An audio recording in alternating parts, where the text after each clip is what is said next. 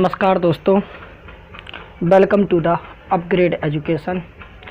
मैं प्रशांत गुप्ता आज आपके सामने केमिस्ट्री का एक भाग लेकर आया हूँ। कुछ लड़के कह रहे थे कि सर कुछ साइंस वगैरह हो जाए, तो साइंस के लिए आज हम केमिस्ट्री लाए हुए हैं और इस केमिस्ट्री में आज हम लोग पढ़ेंगे स्टेट्स ऑफ मैटर के बारे में, जिसे हम पदार्थ की अवस्थाएं कहते हैं।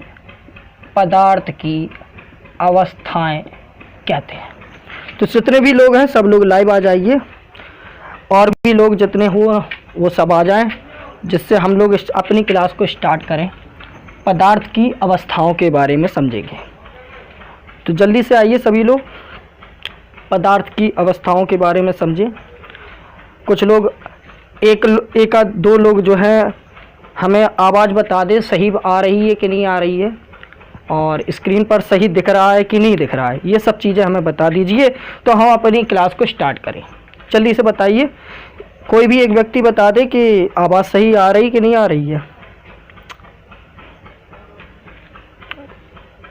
कोई नहीं बता रहा भाई, जल्दी से आइए आप लोग लाइव, और जितने भी लोग हों जो लाइव नहीं है वो भी लाइव आ जाएं, तो हम लोग आज पदार्थ की अवस्थाओं के बारे में समझें।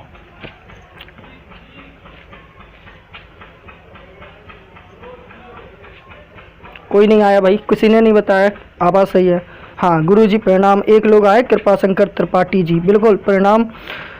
जितने भी लोग हैं सभी लोग इन्हें थोड़ा सा कृपा शंकर जी बता दीजिए आवाज़ सही आ रही है कि नहीं आ रही है। हाँ सही आ रही है, स्टडी विद कबीरदास कह रहे हैं बिल्कुल सही आ रही। चलिए बढ़िया है, आवाज़ बिल्कुल सही आ रही होगी।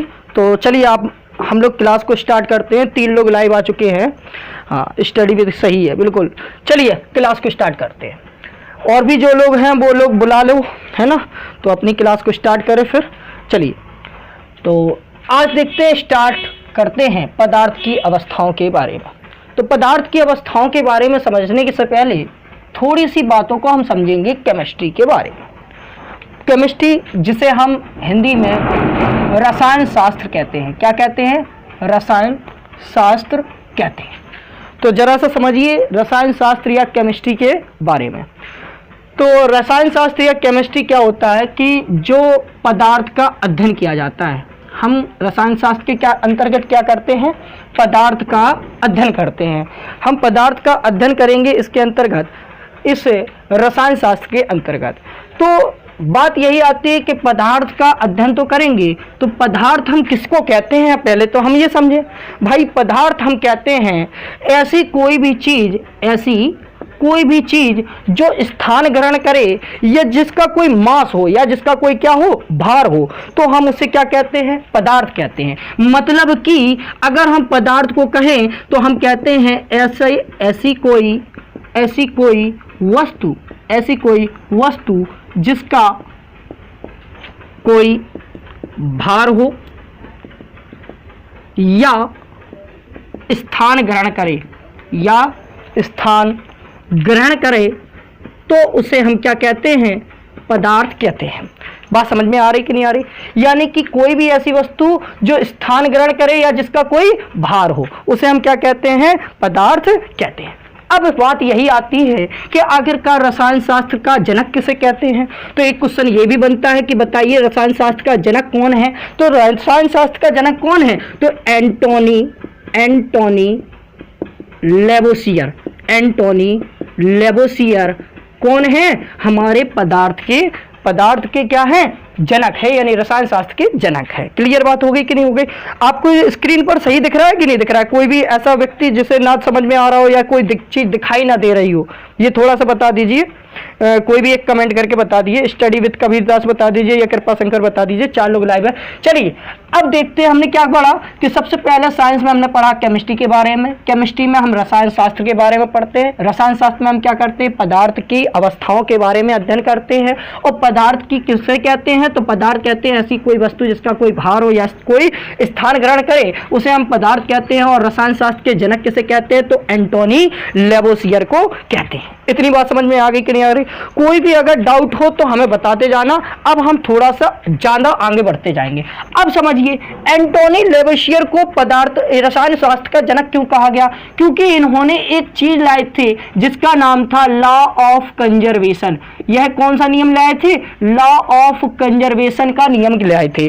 तो लॉ ऑफ कंजर्वेशन का नियम क्या था, जिसे हिंदी में हम क्या कहते हैं? द्रव्यमान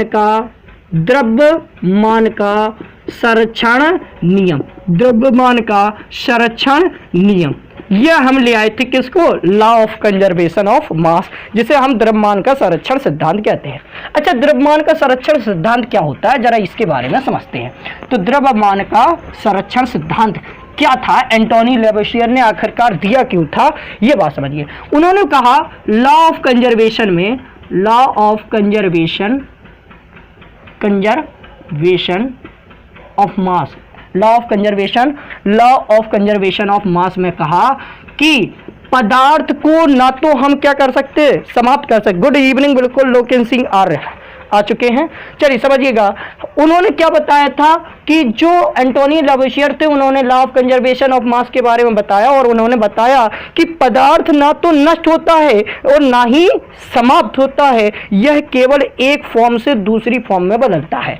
जैसे मान के चलो कोई एक वस्तु है सॉलिड, अगर ये सॉलिड है तो क्या ये बिल्कुल समाप्त हो जाएगा? नहीं, इसका कुछ ना कुछ रूप होगा, और यह सॉलिड क्या होता जाएगा, कभी लिक्विड बनेगा, कभी क्या बनेगा, गैस बनेगा। यानी कि यह समाप्त नहीं होता, बल्कि एक फॉर्म से दूसरी फॉर्म में बदलता है। यही किसने कहा था? Law of conservation of mass बताया था, द्रव्यमान का संरक्षण सिद्धांत बताया था। किसने बताया था? तो यह बताया था आपके एंटोनी लेवोसियर ने। बात क्लियर हो गई। अब हम समझते हैं स्टेट्स ऑफ मैटर के बारे में। अब समझिए स्टेट्स ऑफ मैटर, इसको हम मिटारे दे रहे हैं। अब आप लोग जो हैं, जितने भी लोग बैठे हुए हैं, वो सभी के सभी व्यक्ति एक पेन और एक पेज लेकर बैठे, क्योंकि आपको समझना है चीज़ों को। एक पेन और एक पेपर पे लेकर बैठोगे तो आप उनको लिखोगे, और लिखोगे तो वो चीज़ें समझ में आएगी, क्योंकि साथ ही साथ हम पढ़ा रहे और ऊपर से आप लोग भी लिख रहे हैं। ध्यान रखना, इसको समझकर चलना है आपको। एक क्वेश्चन पक्का बनता है। तो अब हम समझते हैं matter of state, sorry state of matter, है ना, उल्टा लिख गए। स्टेट ऑफ मैटर, पदार्थ की अवस्थाएं। तो पदार्थ की अवस्थाएं, सबसे पहले पदार्थ की अवस्थाएं कितनी होती हैं? तो आपको ध्यान होना चाहिए, पदार्थ की अवस्थाएं कितनी होती हैं? 5। कितनी होती है पदार्थ की अवस्थाएं? 5। और वो कौन कौन सी होती हैं? एक होता है आपका सॉलिड, दूसरा होता है आपका लिक्विड, तीसरा होता है आपका गैस, चौथा होता है आपका प्लाज्मा, और पांचवा कौन सा होता है? पांचवा होती है Bose Einstein condensate. Bose Einstein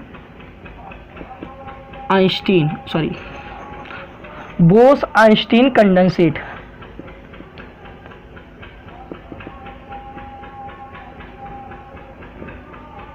ये हमारी क्या है? पदार्थ की 5 अवस्थाएं हैं।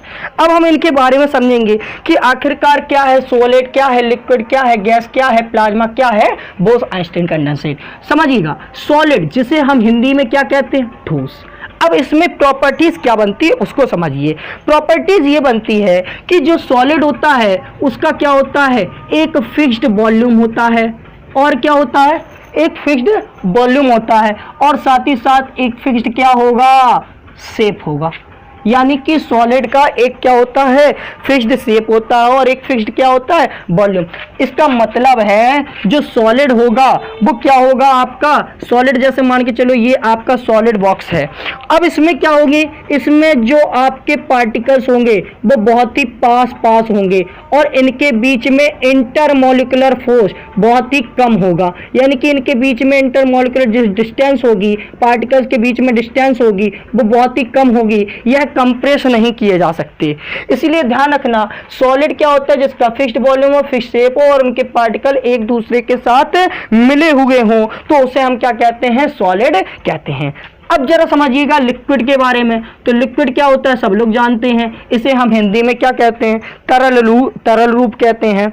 अब यह तरल रूप क्या होता है जरा इसको समझते हैं। तो यहाँ पर ध्यान रखना, यहाँ पर जो लिक्विड होता है उसका क्या होता है, एक फिक्स्ड वॉल्यूम तो होता है, एक फिक्स्ड वॉल्यूम तो होता है, लेकिन इसका अनफिक्स्ड शेप होता है। इसका शेप कैसा होता है, अनफिक्स्ड होता है, यानी कि ना तो यह फिक्स्ड होता है, यानी कि यह एक फॉर्म से दूसरे फॉर्म में बदल सकता है। सॉलिड अगर मान के चलो यह किसी सिलेंडर वाले में तरल रूप में रखा हुआ है और उसको हम बॉक्स में रख दें तो यह उस रूप में आ जाएगा, मतलब शेप इसका निश्चित नहीं होता है। और इसका जो आपका फिक्स्ड वॉल्यूम क्या होता है, एक शेप होता है। अब जरा समझिए अगली चीज को, गैस। गैस को सब लोग जानते हैं, गैस ही कहते हैं इसको, तो है ना।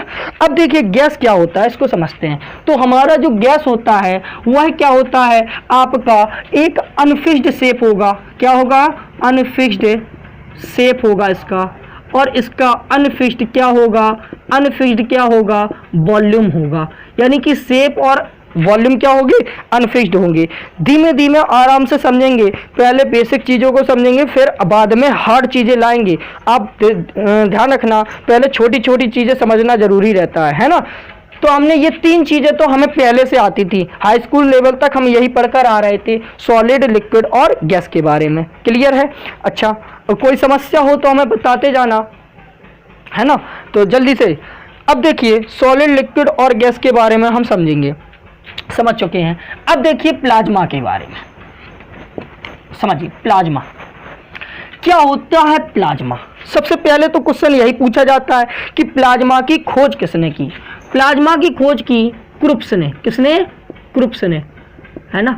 अगर आपका जो है वीडियो सही नहीं लगा चल रहा है तो एक बार पीछे करके फिर से चला लो, है ना, है ना। तो समझिए प्लाज्मा की खोज किसने की है, क्रुप्स ने की है ना। अब देखिए क्रुप्स ने तो प्लाज्मा की खोज की है, लेकिन इसमें यह पूछा जाता है कि बताइए प्लाज्मा जो आपने क्रुप्स ने खोज की वह होता क्या है, उसमें क्या चीज़ होती है। तो यहाँ पर होता है हाई टेम्परेचर, एक प्रकार से क्या होगा, हाई टेम्परेचर होगा, और इसमें क्या होगा, इलेक्ट्रिक फील्ड होगी, है ना। हाई टेम्परेचर और इलेक्ट्रिक फील्ड की बात होगी। तो क्रुप्स ने बताया था हाई टेम्परेचर और इलेक्ट्रिक फील्ड होगा। जब सामान्य गैसों को उच्च तापमान और विद्युतीय क्षेत्र में आ जाती हैं तो उसे हम क्या कहते हैं, प्लाज्मा कहते हैं। यानी कि हम कह सकते हैं इसकी खोज किसने की, तो इसकी खोज की आपके क्रुप्स ने। किसने की, क्रुप्स ने। और इसमें कहा गया कि जब सामान्य गैस को हाई टेम्परेचर यानी उच्च तापमान पर और इलेक्ट्रिक फील्ड यानी विद्युत क्षेत्र में रखा जाता है,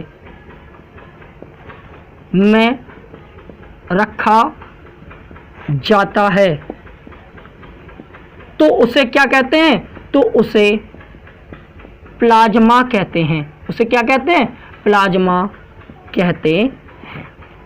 इतनी बात समझ में आ गई कि नहीं आ गई, है ना। तो उसे हम क्या कहेंगे, प्लाज्मा कहते हैं। अब यहीं पर ये पूछा जाता है, ध्यान रखना, हमारी पृथ्वी में 85%, कितने परसेंट, 85% गैसें ऐसी हैं जो कि किसके रूप में पाई जाती हैं, प्लाज्मा के रूप में पाई जाती हैं। हमारे जो पृथ्वी है उस पर 85% भाग में गैसें ऐसी हैं जो प्लाज्मा के रूप में पाई जाती हैं। कोई भी आवाज़ नहीं आ रही हो या आपका कोई भी लिंक खराब चल रहा हो तो आप मैसेज करके सिर्फ कमेंट कर दीजिए, हम उसको सही करके देंगे, है ना। तो कोई टेंशन की बात नहीं है, उसको हम सही करके देंगे, है ना। अब देखिए जब सामान्य गैस हाई टेम्परेचर पर रखती हैं और इलेक्ट्रिक फील्ड में रखा जाता है तो उसे हम क्या कहते हैं, प्लाज्मा कहते हैं। और हमारे पृथ्वी पर 85% कैसी गैसें हैं, प्लाज्मा के फॉर्म में पाई जाती हैं। अब प्लाज्मा क्या है, तो प्लाज्मा एक आवेशित गैस है। कैसी गैस है, आवेशित गैस है। इसमें क्या होता है, इलेक्ट्रिक फील्ड रखा जाता है, हाई टेम्परेचर पर रखा जाता है, जिससे ये क्या हो जाती है, आवेशित हो जाती है। तो प्लाज्मा एक प्रकार की क्या है, आवेशित गैस है। दूसरी बात, हाँ परिहार सोनू कह रहे हैं कि सर हिंदी में लिखो। ठीक है परिहार सोनू, हम हिंदी में लिखते हैं, कोई भी चीज़ हो वो बता देना कि हम उसका हिंदी ट्रांसलेशन भी कर देंगे, टेंशन ना लो। अब देखिए यहाँ पर हमने प्लाज्मा, प्लाज्मा को देखो प्लाज्मा ही लिखते हैं, ऐसे ही प्लाज्मा लिख दिया जाता है। प्लाज्मा की हिंदी प्लाज्मा ही होती है, उसका कोई नहीं होता उसका हिंदी। अब देखिए 85% गैसें क्या होती है प्लाज्मा, ये कैसी होती है, आवेशित गैस के रूप में होती है। इसकी खोज किसने की, तो क्रुप्स ने की थी। इतनी बात समझ में आ गई। अब देखो एक नियम भी बताया था क्रुप्स ने, उन्होंने बताया कि गैसें गर्म करने पर फैलती हैं तथा ठंडी होने पर क्या होती है, कंप्रेस होती है। सीधी सी बात है, अगर कोई भी गैस हो, कोई भी गैस हो, उसको हम हाई टेम्परेचर देंगे यानी कि गर्म करेंगे, तो ऐसी स्थिति में वो क्या होंगी, फैलेंगी। वो क्या होंगी, फैलेंगी। और अगर कोई गैस है जिसको हम क्या कहते हैं, टेम्परेचर को हम क्या कर दें, स्लो कर दें यानी कि कम कर दें, तो ऐसी स्थिति में वो क्या होंगी, कंप्रेस होंगी। कंप्रेस का मतलब सिकुड़ेगी, सिकुड़ेगी। तो ये बात तो क्लियर है, ये तो हम भी जानते हैं सिकुड़ोगी। इसीलिए ध्यान रखना जब गर्मी होती है तो गर्मी के समय क्या होता है, गर्मी के समय आपकी जो गैसें हैं, हाँ नमस्ते, बिल्कुल रमाकांत कुशवाहा जी, बिल्कुल नमस्ते है आपको। अब देखिए यहाँ पर गर्मी है तो गर्मी के समय जो आप देखते होंगे टायर वगैरह हैं, उसमें कौन सी गैस भरी जाएगी जिससे हमारे जो हमारे टायर वगैरह हैं वो फटेंगे नहीं। तो बताइए, कोई बता सकता है, कमेंट करके बताइए ऐसी गैस, कौन सी गैस हम गर्मियों के समय रखें जिससे हमारे जो टायर हैं वो फटे नहीं। ऑप्शन दे रहे हैं, ऑप्शन हमने दिया क्या, ऑक्सीजन दे दिया है ना, और नाइट्रोजन दे दिया है ना। अब बताइए कौन सी लगाएंगे, है ना। तो ध्यान रखना, कोई कमेंट करके बताएगा, नहीं बता रहा, चलिए कोई नहीं बता रहा। चलिए देखिए यहाँ पर ध्यान रखना, गर्मियों के समय जब टायर होते हैं, जब हम टायर होते हैं तो गर्मियों के समय हम टायर में क्या करते हैं, नाइट्रोजन नामक गैस को भरते हैं। क्यों, क्योंकि यह नाइट्रोजन गैस क्या होती है, एक ठंडी गैस होती है, और ठंडी गैस होने की वजह से ये क्या होती है, अपने जो है कंप्रेस हो जाती है, और जिसके कारण, हाँ बिल्कुल नाइट्रोजन, बिल्कुल सही है रमाकांत कुशवाहा, हाँ रमाकांत कुशवाहा ने सही कहा। अब देखना नाइट्रोजन के बाद, अब देखिए आगे, और उसके बाद अब हम समझते हैं बोस आइंस्टीन कंडेंसेट के बारे में, है ना। तो बोस आइंस्टीन कंडेंसेट को हम बोस आइंस्टीन कंडेंसेट ही कहते हैं हिंदी में, है ना। तो जो लोग हिंदी समझना चाहते हैं वो हिंदी में इसी को इसी तरीके से कहते हैं। अब बोस आइंस्टीन कंडेंसेट की खोज किसने की, तो ध्यान रखना, एक तो थे सत्येंद्र नाथ बोस। कौन थे, सत्येंद्र नाथ बोस, और एक कौन थे, खुद आइंस्टीन। तो ये दोनों व्यक्ति थे, और इन दोनों व्यक्तियों ने मिलकर बोस आइंस्टीन कंडेंसेट बनाया, है ना। कौन कौन थे, एक तो थे सत्येंद्रनाथ बोस और दूसरे थे आइंस्टीन। इन दोनों ने मिलकर क्या बनाया था, बोस आइंस्टीन कंडेंसेट बनाया था। अब समझिए किसी भी, अब ये क्या होता है, इसको कैसे करते हैं वो चीज समझिए। तो किसी भी गैस के 1,00,000वें भाग को जब हम ठंडा करते हैं तो उसे हम बोस आइंस्टीन कंडेंसेट कहते हैं। जैसे मान के चलो कोई हमने गैस ली और उस गैस का हमने कौन सा भाग ले लिया, 1,00,000वां भाग, बहुत ही छोटा 1,00,000वां भाग, और उसे हमने क्या कर दिया, ठंडा कर दिया। तो ऐसी स्थिति में जो गैस की अवस्था होगी उस अवस्था को बोस आइंस्टीन कंडेंसेट अवस्था कहते हैं, है ना। तो बोस आइंस्टीन कंडेंसेट अवस्था क्या कहलाती है कि जब हम गैस होती है और उस गैस के 1,00,000वें भाग को लेते हैं और उस 1,00,000वें भाग को ठंडा करते हैं, तो जो अवस्था निकल कर आती है उसे हम बोस आइंस्टीन कंडेंसेट अवस्था कहते हैं। क्लियर बात हो गई। अब समझिए, और यहीं पर एक बात और बताई थी उन्होंने कि कम तापमान पर गैस दिखाई देती हैं। आप देखते होंगे जब कम तापमान होता है तो कोहरा दिखाई देता है। तो ये क्यों होता है, क्योंकि कम तापमान पर गैसें दिखाई देती हैं बोस आइंस्टीन कंडेंसेट के अनुसार, यही बताया था। अब समझिए कम तापमान पर गैसें क्या होती हैं, गैसें क्या होती हैं, आपकी दिखाई देती हैं। और इसको प्रूव किसने किया था, तो ध्यान रखना इसको प्रूव भी किया था किसने, तो 3 वैज्ञानिक थे जिन्होंने इसको प्रूव किया था। क्या नाम था उनका, उनका नाम था, एक थे कैटरले, दिखाई दे रहा है आपको कैटरले, एक कौन थे, कैटरले। दूसरा आपका यहां लिखे दे रहे हैं हम, अगर दिखाई नहीं दे रहा तो यहां देख लो, कैटरले थे एक तो, कैटरले, ठीक है। और दूसरे कौन थे, तो एक थे कैटरले और दूसरे आपके कौन थे, कार्नेल। कौन थे, कार्नेल। और तीसरे कौन थे, तो एक थे बीमैन। इन तीनों व्यक्तियों ने मिलकर इसको प्रूव किया था कि जो गैसें होती हैं वो ठंडे होने पर दिखाई देती हैं। कौन कौन है? कैटरले, कार्नेल और बीमैन। अब समझिए, इसके लिए बोस आइंस्टीन कंडेंसेट के लिए इन्हें एक नोबेल प्राइज भी मिला था। क्या मिला था? Nobel prize. कब? तो यह मिला था 2001 में। 2001 में नोबेल प्राइज भी मिला था इसके लिए इन्हें। ठीक है, अब समझिए, इतनी बात समझ में आ गई कि नहीं आ गई? एक आध कोई बता दे कमेंट करके, हाँ बिल्कुल समझ में आ गई। अब आगे चले, चलिए बताइए कोई एक, है ना।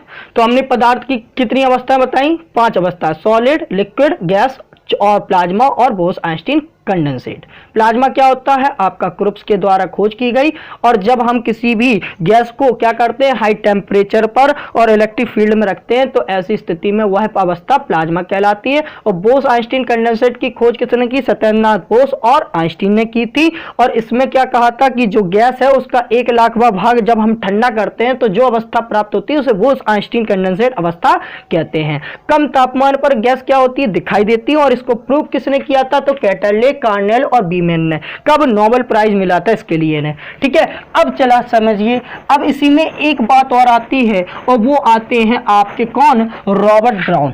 रॉबर्ट ब्राउन कौन थे? ये रॉबर्ट ब्राउन। इन्होंने आपको क्या दिया था?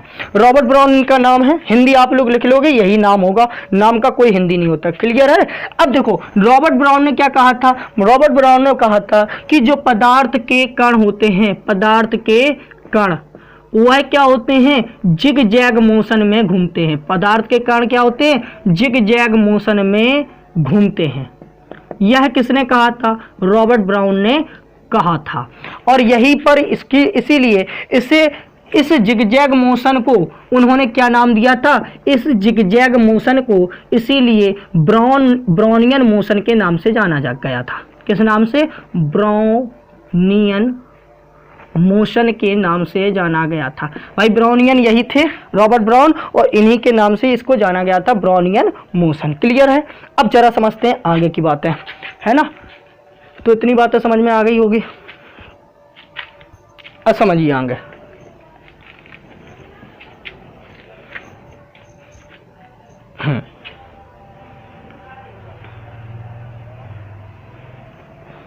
क्लियर। अब देखिए,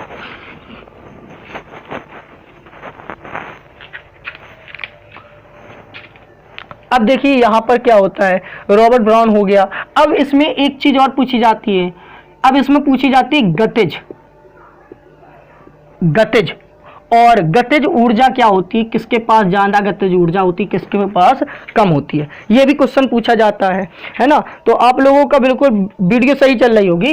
अब समझिए, गतिज ऊर्जा के बारे में क्वेश्चन पूछे जाते हैं। तो गतिज ऊर्जा कैसे होता है इसके बारे में समझिए, किसके पास ज्यादा होती है, किसके पास कम होती है। तो जो गतिज ऊर्जा होती है वह सबसे ज्यादा होती है किसकी? प्लाज्मा की। उससे कम किसकी? गैस की। उससे कम किसकी? बोस आइंस्टीन कंडेंसेट की। क्लियर है? तो गतिज ऊर्जा सबसे ज्यादा किसकी होगी? प्लाज्मा की। फिर किसकी होगी? गैस की। फिर किसकी होगी? बोस आइंस्टीन कंडेंसेट की। फिर किसकी होगी? लिक्विड की। किसकी होगी? लिक्विड की। और अंत में किसकी होगी? सॉलिड की। तो इस तरीके से आपकी गतिज ऊर्जा होती है। तो सबसे ज्यादा गतिज ऊर्जा किसकी होती है? तो सबसे ज्यादा होती है प्लाज्मा की। क्वेश्चन आ जाए सबसे ज्यादा गतिज ऊर्जा किसकी होती है, तो आप ध्यान रखना सबसे ज्यादा होती है प्लाज्मा की। और सबसे कम किसकी होती है? तो सबसे कम होती है आपकी सॉलिड की। सबसे कम किसकी होती है? सॉलिड की। क्लियर बात हो गई कि नहीं हो गई? अब जरा समझिए, इसी में गतिज ऊर्जा के बाद क्वेश्चन पूछा जाता है आपका डेंसिटी से। डेंसिटी यानी कि घनत्व से। घनत्व से भी क्वेश्चन पूछा जाता है। तो घनत्व से या डेंसिटी से क्वेश्चन पूछा जाता है, उसको भी समझिए। ध्यान रखना, डेंसिटी या घनत्व क्या होता है? मास अपॉन वॉल्यूम को हम क्या कहते हैं? डेंसिटी कहते हैं। क्लियर है? अब यहां पर क्या होता है? यहां पर होता है कि सॉलिड होता है, सबसे बड़ा ज्यादा डेंसिटी किसकी होती है? सॉलिड की। फिर उससे कम किसकी होगी? लिक्विड की। फिर उससे कम किसकी होगी, तो ध्यान रखना उससे कम होगी बोस-आइंस्टीन कंडेंसेट की डेंसिटी। फिर उससे कम किसकी होगी, तो ध्यान रखना गैस की, और फिर क्या होगी, प्लाज्मा की होती है। तो ध्यान रखना सबसे ज्यादा डेंसिटी किसकी होगी, तो सबसे ज्यादा होगी आपकी किसकी, तो सबसे ज्यादा होगी सॉलिड की। सबसे कम किसकी होगी, तो सबसे कम डेंसिटी होगी किसकी, आपकी यहां पर प्लाज्मा की। क्लियर बात होगी, है ना। तो सबसे ज्यादा किसकी होगी, सॉलिड की, और सबसे कम होगी प्लाज्मा की। क्लियर है। अब जरा समझिए, अब यहां पर डेंसिटी से एक क्वेश्चन हम दें कि बताइए अगर हम कोई भी वाटर लेते हैं, है ना, वाटर, और उस वाटर में क्या करते हैं, हम आइस के टुकड़े डालते हैं, हम आइस के टुकड़े डाल देते हैं, तो ये आइस के टुकड़े तैरते हैं। लेकिन अगर हम इसी के जगह क्या डाल दें, मरकरी डाल दें, यानी कि Hg, जैसे हम मरकरी कहते हैं, तो अगर हम इसी की जगह मरकरी पानी में डालते हैं तो यह क्या हो जाती है, अंदर चली जाती है, यानी कि तैरती नहीं है। तो ऐसी स्थिति में इसका कारण क्या है, इसका कारण क्या है, तो ध्यान रखना आइस और वाटर में जो डेंसिटी होती है वो ज्यादा किसकी होगी, हमने अभी हाल बताया सॉलिड की सबसे ज्यादा होती है, वाटर की डेंसिटी क्या होती है, कम होती है ना। तो हाँ क्लियर है। वीडियो कुछ गड़बड़ चल रही क्या, एक आध कोई मैसेज कर दो, वीडियो सही चल रही कि नहीं चल रही।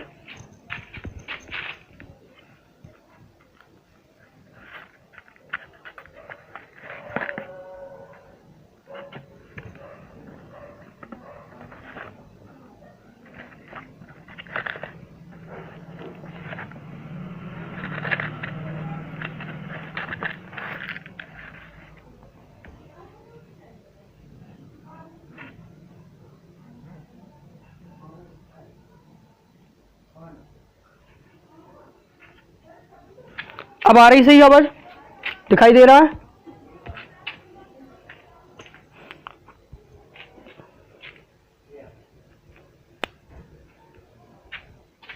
कोई ये क्या कमेंट कर दो यार भाई, सही दिखाई दे रहा कि नहीं दिखाई दे रहा, नहीं मुझे देखना पड़ेगा।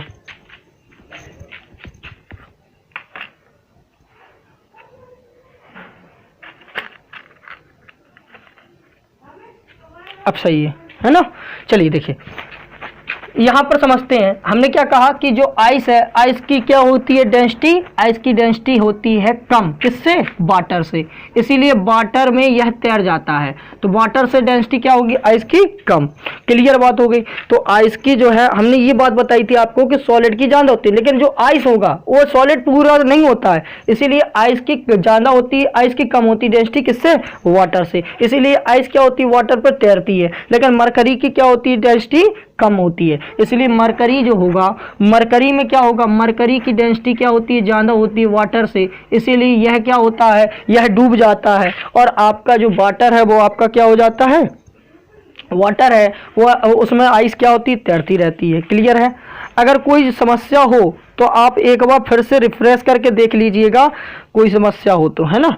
चलिए अब देखते हैं आगे। हाँ मैसेज आ रहे हैं, रमाकांत, हाँ MS राजावत कह रही सही है, सही है। चलिए देखिए डेंसिटी क्लियर हो गई कि नहीं हो गई। अब चलिए आगे समझते हैं घनत्व के वजन के बारे में। अब देखिए घनत्व जो होता है या जो डेंसिटी होती है उसकी कुछ ना कुछ क्या होती होगी, SI यूनिट। क्या होती है, SI यूनिट। और इस SI यूनिट को कैसा मापा जाता है, AMU में मापा जाता है। तो ध्यान रखना डेंसिटी को हम किस में मापते हैं, AMU में मापते हैं। यह AMU का फुल फॉर्म क्या होता है, AMU का फुल फॉर्म होता है एटॉमिक मास और यूनिट, एटॉमिक मास यूनिट होता है। AMU का फुल फॉर्म क्या होता है, एटॉमिक मास यूनिट होता है। क्लियर है। तो AMU का फुल फॉर्म क्या होता है, एटॉमिक मास यूनिट होता है। तो सभी लोग आते जाइए। अब देखिए उसके बाद यहां पर एटॉमिक मास यूनिट क्लियर हो गई आपका, है ना। अब समझिए इस यूनिट को कोई ना कोई रखता तो हो गई, है ना। तो इस यूनिट को कौन रखता है, इसको समझिए। इस यूनिट को रखने वाले के नाम है IUPAC। IUPAC क्या है, इसका फुल फॉर्म क्या होता है, तो ध्यान रखना IUPAC का फुल फॉर्म होता है इंटरनेशनल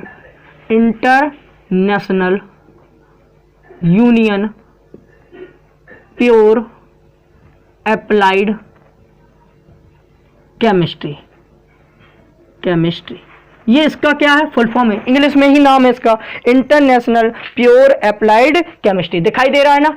अब जरा समझिए, इस इंटरनेशनल प्योर अप्लाइड केमिस्ट्री को कहां पर है, तो ध्यान रखना ये है ज्यूरिच, ज्यूरिच में है, जो कि स्विट्जरलैंड में पड़ता है।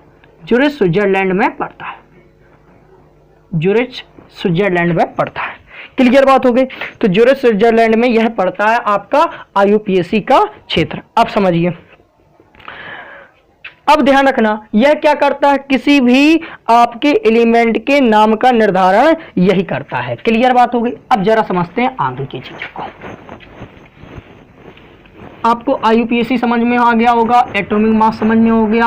अब देखिए, जैसे हमने कार्बन का ये लोग नाम रखते हैं, तो कार्बन के क्या होते हैं, 12 6 होता है। इसका मतलब यहाँ पर ये कार्बन को हम क्या रख सकते हैं, इसमें हम कह सकते हैं 12 AMU, और इसी को आजकल 12 U के नाम से रखा जाना है। यह एक न्यू सिंबल है, U है ना, जिसे हम यूनिट के नाम से जानते हैं, न्यू सिंबल हो गया ये। और इसका मतलब क्या होता है, 12 ग्राम मास है कार्बन का। क्लियर है। अब देखिए मास नंबर होता है इसका। अब यहाँ पर इतनी बात समझ में आ गई कि नहीं आ गई। अब कुछ क्वेश्चन देते हैं हम आप लोगों को, उन क्वेश्चनों को करिएगा आप लोग, तो आपको ये समझ में आ जाएगा कि इन क्वेश्चनों को कैसे करेंगे। समझिए, पहला क्वेश्चन हम दे रहे हैं, देखिए पहला क्वेश्चन है, यदि जल का तापमान, यदि जल का तापमान 10 डिग्री सेल्सियस से -2 डिग्री सेल्सियस, -2 डिग्री सेल्सियस कम हो जाता है, कम हो जाता है, कम हो जाता है, 10 डिग्री सेल्सियस से -2 डिग्री सेल्सियस कम हो जाता है, तो जल का घनत्व, तो जल के घनत्व में क्या अंतर होगा। समझिए, पहला क्वेश्चन है बढ़ेगा, ऑप्शन है पहला बढ़ेगा, बी ऑप्शन है घटेगा, सी ऑप्शन है पहले बढ़ेगा फिर घटेगा, और डी ऑप्शन है पहले घटेगा फिर बढ़ेगा। बताइए इसका आंसर।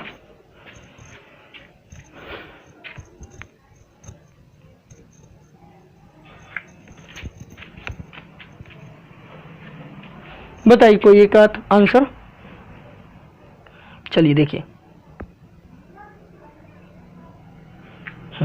चलिए देखिए, तो ध्यान रखना हमारा जो तापमान होता है सबसे ज़्यादा वाटर का 4 डिग्री सेल्सियस पे होता है। तो ध्यान रखना सबसे ज़्यादा जो आपका तापमान होगा, सबसे ज़्यादा जो डेंसिटी होगी, सबसे ज़्यादा जो डेंसिटी होगी या जो घनत्व होगा वो किस पर होगा, 4 डिग्री सेल्सियस पर होगा। इसलिए जब हम 10 डिग्री सेल्सियस से 4 डिग्री सेल्सियस और फिर उसके बाद -2 डिग्री सेल्सियस जाएंगे, तो पहले 10 डिग्री सेल्सियस से 4 डिग्री सेल्सियस जाएंगे तो क्या होगा, इंक्रीज होगा। क्लियर है। और फिर बाद में आप 4 डिग्री सेल्सियस से -2 डिग्री होगा, तो इसका मतलब क्या होगा, डिक्रीज होगा। इसका मतलब आंसर क्या होगा, पहले बढ़ेगा और फिर घटेगा। इसका आंसर क्या होगा, पहले बढ़ेगा और फिर घटेगा। क्लियर बात हो गई कि नहीं हो गई। चलिए अब देखिए आगे, अगर हम इसी को उल्टा लिख दें और हम कह दें यदि जल का तापमान -2 डिग्री सेल्सियस और यह 10 डिग्री सेल्सियस ज़्यादा हो जाता है तो हमें क्या घनत्व पर अंतर पड़ेगा। तो इसमें ऑप्शन यही है। तो बताइए क्या आंसर होगा, बताइए इसका आंसर क्या होगा है। तो आपका क्या होगा कि पहले तो यहाँ पर -2 डिग्री सेल्सियस था, फिर ये क्या हो गया 10 डिग्री सेल्सियस पर गया, तो पहले वो 4 डिग्री सेल्सियस नहीं गया होगा, तो पहले वो तब भी तो इंक्रीज होगा और फिर बाद में क्या होगा, घटेगा। तो यहाँ भी हम लिखेंगे क्या, यहाँ भी हम लिखेंगे कि पहले बढ़ेगा और फिर घटेगा। यहाँ भी हम क्या लिखेंगे, पहले बढ़ेगा और फिर घटेगा। तो हमने इतनी बातें समझ गई, डेंसिटी के बारे में समझ लिया। अब थोड़े से क्वेश्चन बनते हैं कंप्रेसिबिलिटी यानी संपीड़ता के बारे में क्वेश्चन बनते हैं। तो संपीड़ता को समझते हैं, क्या होता है संपीड़ता में, संपीड़ता कंप्रेसिबिलिटी। तो कंप्रेसिबिलिटी के बारे में समझते हैं। तो ध्यान रखना, जो सबसे ज्यादा कंप्रेसिबिलिटी होती है वो गैस की होती है, उससे कम किसकी होती है? तो लिक्विड की होती है, और उससे कम क्या होता है? सॉलिड की। अब क्वेश्चन में ये दिमाग में आया होगा, प्लाज्मा और बोस-आइंस्टीन कंडेंसेट कहाँ गए सर? तो ध्यान रखना, प्लाज्मा और बोस-आइंस्टीन कंडेंसेट का आपका क्या नहीं होता है? आपका कभी भी इसमें कंप्रेसिबिलिटी का प्रयोग नहीं किया जाता, अर्थात संपीड़ितता का प्रयोग नहीं किया जाता है। क्लियर बात हो गई कि नहीं हो गई? अब समझिए, यहाँ पर संपीड़ितता क्लियर हो गई होगी, और संपीड़ितता गैसें होती हैं कुछ, और वो संपीड़ितता गैसें कौन कौन सी हैं? तो संपीड़ितता गैसें आपकी हैं कौन कौन सी? एक तो आप देखिए CNG का नाम सुना होगा, एक संपीड़ित गैस है, कंप्रेस्ड नेचुरल गैस। एक होगा LPG, जिसे हम लिक्विफाइड पेट्रोलियम गैस है। ऑक्सीजन के सिलेंडर हैं, इनमें भी हम क्या करते हैं? कंप्रेसिबिलिटी का प्रयोग करते हैं। तो ये हमारी क्या होती हैं? ये हमारी क्या होती है? संपीड़ित गैसें होती हैं। अब हम चलेंगे और उसी से आगे की चीज़ों को हम पढ़ेंगे, और वो कौन कौन सी चीज़ें हैं? जैसे कि आपको गैसेस पढ़ाएंगे कुछ, LPG और CNG वगैरह, है ना। तो इन सभी चीज़ों को समझेंगे। तो आप लोग सब लोग लाइव आ जाइए। सबसे पहले तो जितने भी लोग हैं लाइव आ जाओ, जिससे हमें थोड़ा सा पता चले कि चीज़ सही है। और थोड़ा सा आवाज़ ज़रूर बता देना, ये आवाज़ सही आ रही कि नहीं आ रही, क्योंकि अभी क्लास कर रहे थे। हाँ, सूर्य प्रताप सिंह आ चुके हैं। हाय गुप्ता जी, बिल्कुल गुप्त आ गए हैं हमारे सर जी, बिल्कुल, है ना। हमारे बहुत प्रिय सर जी हैं सूर्य प्रताप सर, है ना। तो बिल्कुल बहुत चाहने वाले व्यक्ति हैं एक प्रकार से। तो आज हमारे पास आए हैं, कह रहे हैं लाइव में आए, सेशन में कर रहे हैं। तो आवाज़ सही आ रही थोड़ी सी? सूर्य प्रताप जी बता दीजिए थोड़ा सा। हिंदी वाले सर जी हमारे, थोड़ा सा बता दो। तो चलिए आज की क्लास को हम लोग स्टार्ट करते हैं, और केमिस्ट्री की आज हम लोग पढ़ेंगे केमिस्ट्री में। और हम क्या पढ़ेंगे केमिस्ट्री में? तो आप सबको पता होगा, आज हम केमिस्ट्री में पढ़ेंगे सम इम्पॉर्टेंट गैसेस। कुछ महत्वपूर्ण गैसेस हैं, उनके बारे में पढ़ेंगे। Some important gases.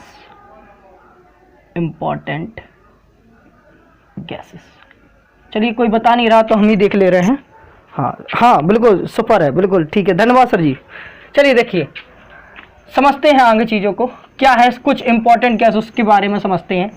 तो कुछ इंपॉर्टेंट गैसेस में सबसे पहली गैस हम लोग पढ़ेंगे LPG के बारे में, ठीक है ना।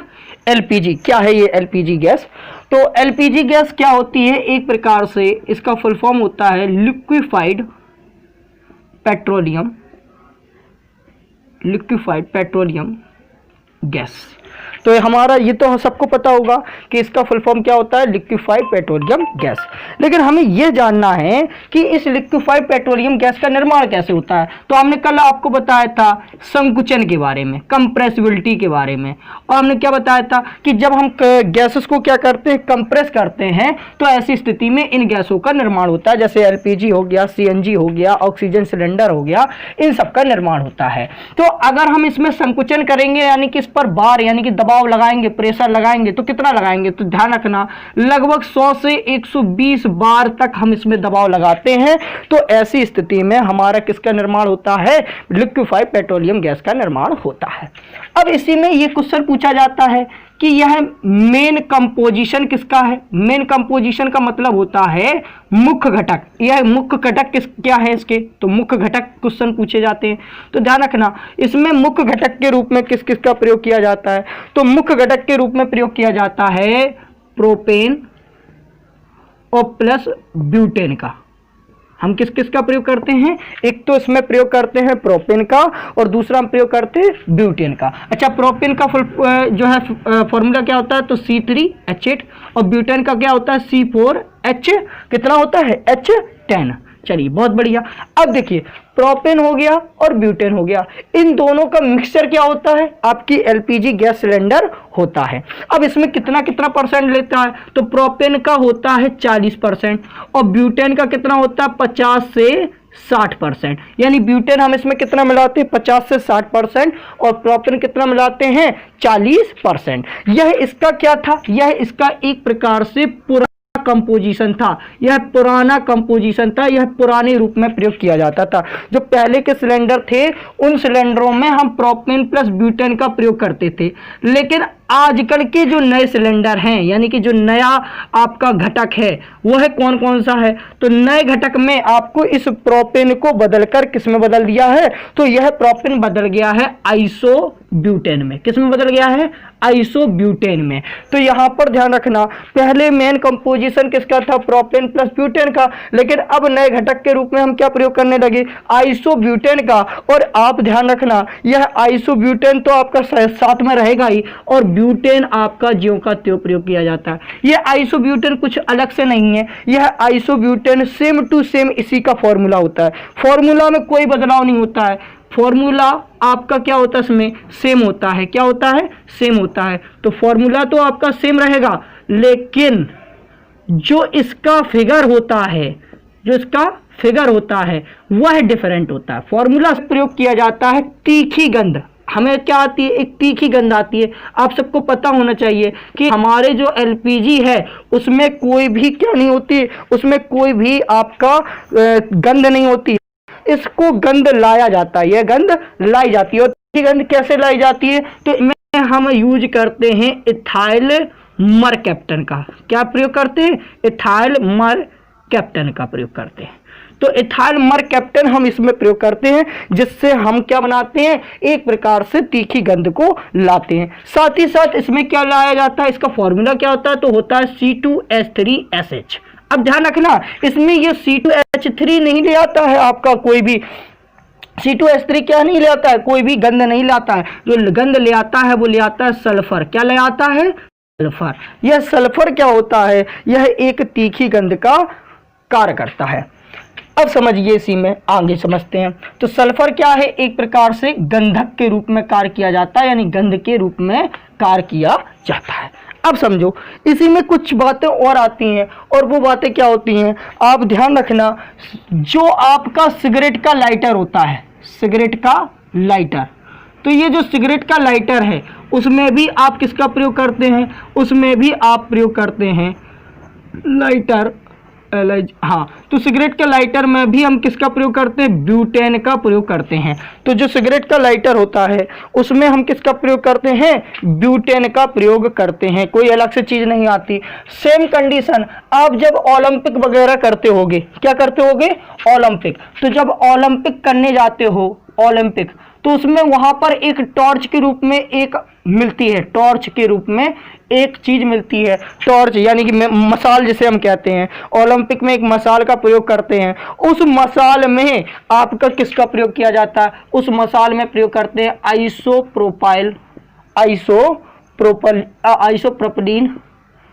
एक मिनट रुकना, जगह नहीं है अभी, यहाँ लिखे दे रहे, आइसोप्रोपिलीन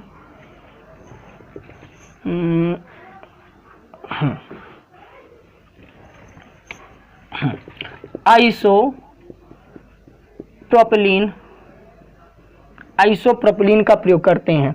और यही आइसोप्रोपिलीन ब्यूटेन क्या करता है, एक ईंधन के रूप में कार्य करता है। तो ध्यान रखना, जो सिगरेट होता है, सिगरेट के लाइटर में भी प्रयोग करते हैं ब्यूटेन का, और साथ ही साथ ओलंपिक टार्च में हम किसका प्रयोग करते हैं, आइसोप्रोपिलीन ब्यूटेन का प्रयोग करते हैं। तो जितने भी लोग हैं सब लोग आते जाएं। हाँ, क्लास बिल्कुल क्लियर चल रही होगी आप लोगों की। चलिए अब देखिए, आपका एलपीजी क्लियर हो गया होगा। एलपीजी का निर्माण किससे होता है, तो एलपीजी का निर्माण हमने बताया है कि 100 से 120 बार जब हम प्रेशर देते हैं तो ऐसी स्थिति में हम एलपीजी का निर्माण करते हैं।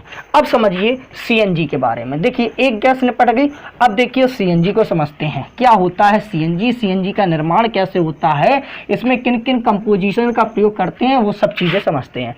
तो अब हम समझते हैं दूसरी गैस जिसका नाम है सीएनजी। फॉर्मूला सबको पता होगा, फुल फॉर्म कंप्रेस्ड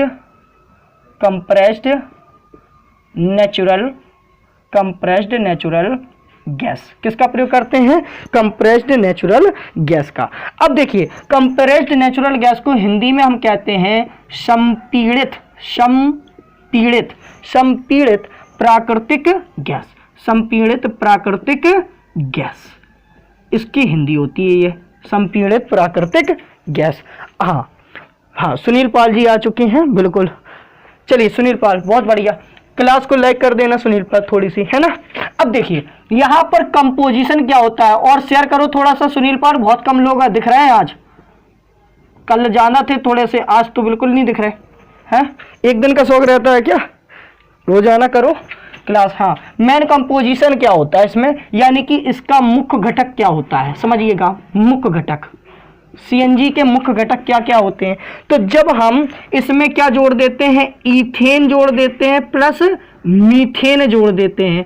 तो जब हम ईथेन और मीथेन को जोड़ते हैं तो हमारा क्या निर्माण होता है, तो हमारा निर्माण होता है आपका किसका, सीएनजी का निर्माण होता है। फॉर्मूला क्या होता है ईथेन का, तो होता है C2H6 और मीथेन का CH3। कितना होता है, सॉरी CH4, उल्टा लिख गए, CH4।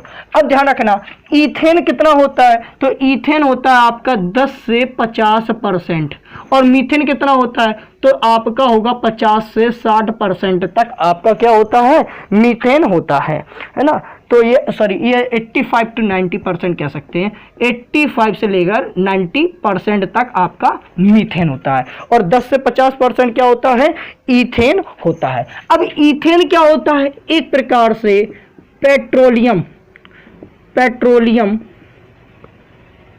ईथेन क्या होती है, एक प्रकार से पेट्रोलियम की गैस होती है, पेट्रोलियम गैस होती है। और जो मीथेन होती है वो मीथेन क्या होता है, तो इस मीथेन का निर्माण कहाँ से मिलता है, ये स्रोत क्या है इसके, तो ध्यान रखने मीथेन के जो स्रोत हैं वो आपके क्या क्या हो सकते हैं, ये भी देखिए। तो जो धान के खेत हैं, धान के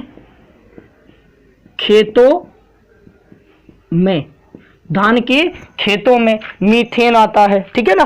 धान के खेतों में क्या पाई जाती है, मीथेन पाई जाती है। दूसरा कहाँ पाए जाते हैं, दलदली क्षेत्रों में, दलदली क्षेत्रों में। इसीलिए आप ध्यान रखना दलदली क्षेत्रों को हम मार्शी एरिया कहते हैं। क्या कहते हैं, मार्शी एरिया। इसलिए मीथेन को हम क्या कहते हैं, मार्स गैस भी कहते हैं। क्या कहते हैं, मार्स गैस भी कहते हैं। तो मीथेन का एक और नाम हो गया, क्या हो गया, मार्स गैस। अगली चीज देखिए, दलदली क्षेत्रों में पाया जाता है। दूसरा क्या होता है, गोबर का जो ढेर होता है, गोबर के ढेर, यानी कि जितने भी आपके गोबर के ढेर होते हैं उनमें भी मीथेन गैस पाई जाती है। अब यहाँ पर विस्फोट क्यों नहीं होता, मीथेन पाई जाती है, तो ध्यान रखना क्योंकि गोबर क्या पाया जाता है, खुले स्थानों में पाया जाता है, और खुले स्थानों में पाए जाने की वजह से यहाँ पर क्या होता है, गोबर क्या होता है, खुले स्थानों में पाया जाता है, जिससे जो मीथेन है वो आपकी क्या नहीं हो पाती है, इकट्ठी नहीं हो पाती, और जब इकट्ठी नहीं हो पाएगी तो ऐसी स्थिति में कोई भी विस्फोट नहीं होता है, कोई भी विस्फोट क्या नहीं होता है, यहाँ पर नहीं होता है। इतनी बात समझ में आ गई कि नहीं हो गई। अब समझिए अगली चीज, उसके बाद कचरे का ढेर जो होता है, कचरे के ढेर, यानी कचरे के ढेर में भी आपका क्या पाया जाता है, आपका मीथेन पाया जाता है। कचरे के ढेर में भी क्या पाया जाता है, मीथेन पाया जाता है। इतने क्षेत्रों में हमारे मीथेन पाई जाती है, धान के खेतों में, दलदली क्षेत्रों में, गोबर के ढेर में, कचरे के ढेर में, यानी कि कोई भी ऐसा एरिया जहां पर आपका कहां पर क्या पाया जाता हो, एक बैक्टीरिया पाया जाता हो। उस बैक्टीरिया का नाम क्या है, तो इस बैक्टीरिया का नाम होता है मीथेन उत्पादक जीवाणु। मीथेन उत्पादक जीवाणु होता है ये, है ना। तो जो मीथेन उत्पादक जीवाणु है या मीथेन उत्पादक बैक्टीरिया है, इसको क्या है, धरती पर सबसे पहले पाया जाने वाला जीवाणु है यह। और यह क्या, इसमें भी क्या होता है कि जो मीथेन उत्पादक जीवाणु है वह मीथेन का निर्माण करता है। और जो धरती पर सबसे पहले पाया जाने वाला, धरती पर सबसे पहले पाया जाने वाला जो जीवाणु है, धरती पर सबसे पहले पाया जाने वाला जीवाणु, तो धरती पर पाया जाने वाला सबसे पहला जीवाणु कौन सा है, तो एनारोबिक बैक्टीरिया। कौन सा बैक्टीरिया है, एनारोबिक बैक्टीरिया। हिंदी में इसे क्या कहेंगे, तो हिंदी में इसे हम कहते हैं अवायवीय जीवाणु। अवायवीय जीवाणु क्या कहते हैं, अवायवीय जीवाणु। इतनी बात समझ में आ गई कि नहीं आ गई। अब देखिए हमने क्या कहा, कचरे के ढेर में यह पाया जाता है, गाय भैंस के गोबर में यह पाया जाता है, और गाय भैंस के गोबर में यह पाया जाता है। इसी बात हमने बताया था, दलदली क्षेत्र को इंग्लिश में क्या करते हैं, मार्सी एरिया, और मार्सी एरिया की वजह से इसे मार्स गैस के नाम से भी जाना जाता है। इतनी बात समझ में आ गई। उसके बाद हमने ये भी बताया कि गोबर का ढेर क्या होता है, खुले स्थानों में पाया जाता है, जिससे यह इकट्ठी नहीं हो पाती और विस्फोट नहीं होता है। क्लियर बात हो गई कि नहीं हो गई। अब देखिए इसी के बाद कुछ गैसेस और होती हैं, उन गैसेस को आप लोग समझो।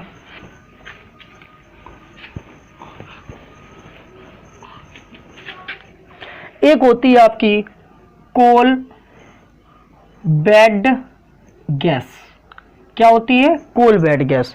तो कोल बेड गैस क्या होती है, तो यह मीथेन को कहा जाता है, यानी कि जो कोल बेड होती गैस होती है वह क्या होती है, मीथेन होती है। इस मीथेन को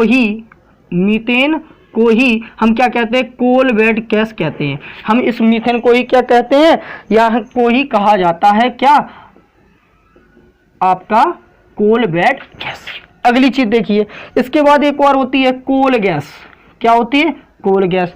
जब हम कोयले को जलाते हैं, जब हम क्या करते हैं, कोयले को जलाते हैं, कोयले को जलाते हैं, तो ऐसी स्थिति में हमें क्या प्राप्त होती है, कोयले को जलाने पर जो गैस हमें निकलती है उसे हम क्या कहते हैं, कोल गैस कहते हैं। क्लियर बात हो गई। तो कोयले को जलाने पर जो गैस निकलती है उसे हम क्या कहते हैं, कोल गैस कहते हैं। अब एक गैस आपने सुनी होगी, गोबर गैस। कौन सी गैस सुनी होगी, गोबर गैस। अब वो गैस कौन सी होती है, देखिएगा, गोबर गैस। समझिएगा ये किस किस का कंपोजिशन होता है। तो इस गोबर गैस को सबसे पहले ध्यान रखना, इसे बायोगैस भी कहा जाता है। क्या कहा जाता है, इसे बायोगैस भी कहा जाता है। ठीक है ना। तो सबसे पहली बात तो यहाँ ध्यान रखना कि इसे हम क्या कहते हैं, बायोगैस भी कहते हैं। अब यहाँ पर ध्यान रखना, यहाँ पर 90% कौन सी होती है, तो 90% होती है इसमें क्या, मीथेन गैस। क्या होती है, मीथेन गैस होती है 90%। और 10% क्या होती है, 10% होती है अदर गैस। ठीक है ना। तो आपकी गोबर गैस क्या होती है, गोबर गैस होती है बायोगैस। इसमें 90% क्या होती है, मीथेन, और यहाँ पर 10% क्या होती है, अदर गैस। अब ये गोबर गैस कहाँ से आती है, तो गोबर गैस आपको पता होना चाहिए, इसका जो स्रोत होता है वो क्या होते हैं, गाय भैंस, है ना, गाय और भैंस होती हैं। इन गाय और भैंस को यहाँ पर क्या है, स्रोत के रूप में जाना जाता है। हाँ, एम.एस. राजा बता गए, हेलो, बिल्कुल हेलो। अब देखिए, अब यहाँ पर मतलब क्या हो गया, इसका मतलब हो गया कि जितने भी जुगाली करने वाले जानवर होते हैं, जुगाली करने वाले जानवर, जितने भी जुगाली करने वाले जानवर होते हैं वो सभी के सभी गोबर गैस का निर्माण करते हैं। ठीक है ना। तो जुगाली करने वाले जानवर क्या होते हैं, आपके गोबर गैस का निर्माण करते हैं। और जुगाली को हम इंग्लिश में क्या कहते हैं, तो इसे हम कहते हैं रूमिनेंट्स। क्या कहते हैं, रूमिनेंट्स। क्लियर बात हो गई कि नहीं हो गई। इतनी बात समझ में आ गई।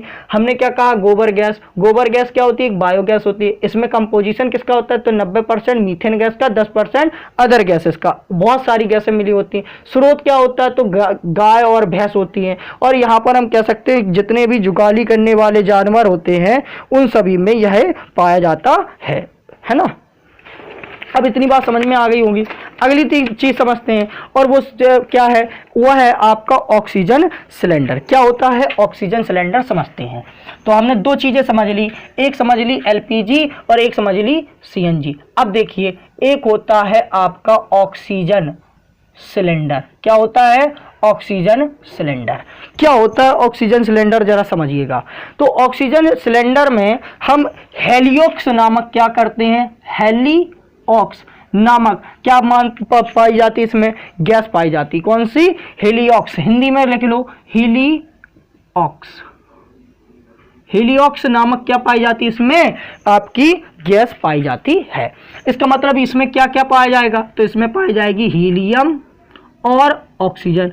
अब बात यही आ गई कि सर ऑक्सीजन तो हमें चाहिए होती, हीलियम तो हमें चाहिए नहीं होती है, तो ये कैसे हो गई। तो ध्यान रखना, इसमें आपका 85% क्या होता है, ऑक्सीजन, और हीलियम कितना होता है, 15%। अब यह हीलियम को क्यों मिलाया जाता है, क्योंकि इस ऑक्सीजन को डाइल्यूट करना पड़ता है। क्या करना पड़ता है, डाइल्यूट। अब सीधी सीधी जो स्वच्छ ऑक्सीजन आपको मिलेगी तो भी वह नुकसान करेगी, और अगर आपको वैसा मतलब कि वैसी मिलेगी जो स्वच्छ के अलावा थोड़ी बहुत मिलावट होगी तो वो नुकसान नहीं करेगी। यहाँ तक कि अगर आप दूध पीते होगे तो दूध में भी थोड़ा बहुत पानी डाल लेते होगे, क्यों? क्योंकि अगर आपको शुद्ध दूध दे दिया जाए तो आपको पता है क्या होगा आपके साथ। अब समझिए डाइल्यूट। तो डाइल्यूट क्या होता है? डाइल्यूट किया जाता है इसको, और डाइल्यूट क्या है तो हम समझते हैं इसको, इसका हिंदी होता है तनुकृत करना। हिंदी अगर पूछ रहे होगे तो तनुकृत किया जाता है। अब हीलियम ही क्यों मिलाया जाता है? क्योंकि यह एक क्या है? अक्रिय गैस है, किसी के साथ यह क्या नहीं करती है? क्रिया नहीं करती, इसलिए इसको मिलाया जाता है। क्लियर बात हो गई कि नहीं हो गई? तो हमने क्या कहा कि ऑक्सीजन सिलेंडर में हीलियोक्स नामक क्या होती है? आपकी ऑक्सीजन पाई जाती है। इसका प्रयोग किस में किया जाता है? सबको पता है इसका प्रयोग किस में किया जाता है? हॉस्पिटल में किया जाता है, हॉस्पिटल में। क्लियर बात है? हीलियम और ऑक्सीजन होता है, आपका 15% हीलियम और आपका 85% ऑक्सीजन। डाइल्यूट करने के लिए हम अक्रिय गैस हीलियम को प्रयोग करते हैं। क्लियर बात हो गई कि नहीं हो गई? अब समझिए इसी में एक चौथी गैस आती है और वह गैस है वेल्डिंग गैस। नाम सुना होगा आपको, जब आप लोग देखते होगे वेल्डिंग की जाती है तो उस गैस के बारे में जानते हैं। क्या होती है वेल्डिंग गैस? हिंदी आपको यही होती है, वेल्डिंग गैस। तो ये क्या होती है? ऑक्सीजन और क्या बनता है? ऑक्सीजन और एसिटिलीन, यानी कि ऑक्सीजन और एसिटिलीन, इन दोनों को मिलाकर हम क्या बनाते हैं? वेल्डिंग गैस का निर्माण करते हैं। तो ऑक्सीजन और एसिटिलीन को हम जोड़ करके वेल्डिंग गैस का निर्माण करते हैं। दूसरी बात, अगर हम इसका निर्माण करते हैं ऑक्सीजन और एसिटिलीन, तो एसिटिलीन का फुल फॉर्म क्या होता है? तो इसका फॉर्मूला होता है C2H2, है ना। तो एसिटिलीन का क्या होता है? आपका C2H2 फॉर्मूला होता है। दूसरी बात, जब दोनों को जोड़ देते हैं, जब हम इन दोनों को जोड़ देते हैं तो इन दोनों को मिलाकर हम क्या कहते हैं नाम? तो इन दोनों को मिलाकर हम कहते हैं oxy acetylene. Oxy acetylene, oxy acetylene कहते हैं। क्लियर बात हो गई? अब देखिए ऑक्सी एसिटिलीन एक ऐसा पदार्थ है, एक ऐसा सब्सटेंस है, ऐसी गैस है जिसका टेम्परेचर, जो टेम्परेचर होता है वो कितना होता है? 3200 से 4000 डिग्री सेल्सियस तक होता है। तो केवल एक ऐसी आपकी गैस है ऑक्सी एसिटिलीन जो आपका 3200 से 3400 या 4000 डिग्री सेल्सियस तक तापमान होता है। इसको 3400 कर लीजिए, 3400 तक होता है, 3400 डिग्री सेल्सियस तक होता है। उसके बाद दूसरी बात इसी में कहा जाता है कि इसलिए इसमें जब हम देखते हैं कि जो आपका ध्यान रखना, जो मेल्टिंग पॉइंट होता है, किसका मेल्टिंग पॉइंट होता है? आपका टंगस्टन का। जो मेल्टिंग पॉइंट किसका होता है? टंगस्टन का। तो टंगस्टन का जो मेल्टिंग पॉइंट भी होता है वह कितना होता है? 3400 से 3500 डिग्री सेल्सियस। यानी कि जो टंगस्टन का मेल्टिंग पॉइंट होता है वो कितना होता है? 3400-3500 डिग्री सेल्सियस। और ऑक्सी एसिटिलीन का भी टेम्परेचर कितना होता है? 3200 से 3400 डिग्री सेल्सियस। इसीलिए इसका नाम हमने क्या रखा था? एक नाम रखा था टंगस्टन वेलफॉर्म नाम से भी इसे जाना जाता है। किसके नाम से? टंगस्टन वेलफॉर्म के नाम से भी जाना जाता है। टंगस्टन, TUGUSTEN, टंगस्टन वेलफॉर्म के नाम से भी जाना जाता है। सभी लोग लाइव आ जाओ, थोड़ा सा टेक्निकल प्रॉब्लम हो गई थी तो दिखाई नहीं दे रहा होगा, लाइव थोड़ा सा हट गया था, है ना। चलिए, अब इसीलिए क्योंकि टेम्परेचर ज़्यादा होता है इसका, इसीलिए जो बल्ब का फिलामेंट होता है, बल्ब का फिलामेंट, वह किसका बना होता है? बल्ब का फिलामेंट भी आपका होता है टंगस्टन का। बल्ब का फिलामेंट किसका होता है? टंगस्टन का होता है। क्लियर है? अब देखिए आगे, चलिए आगे समझते हैं। हाँ देखिए, अब इसी में एक क्वेश्चन बनता है फलों के पकाने के तरीके से। इसको हम हटा दे रहे हैं अब, है ना, तो बहुत देर से रखा हुआ है। फलों को पकाने का तरीका, फलों को पकाने का तरीका क्या होता है? अब हम इसको समझते हैं। तो जो फलों को पकाने का तरीका है यह दो प्रकार से होता है। एक होता है आपका नेचुरल राइपिंग और एक होता है आपका आर्टिफिशियल राइपिंग। ठीक है। नेचुरल का मतलब प्राकृतिक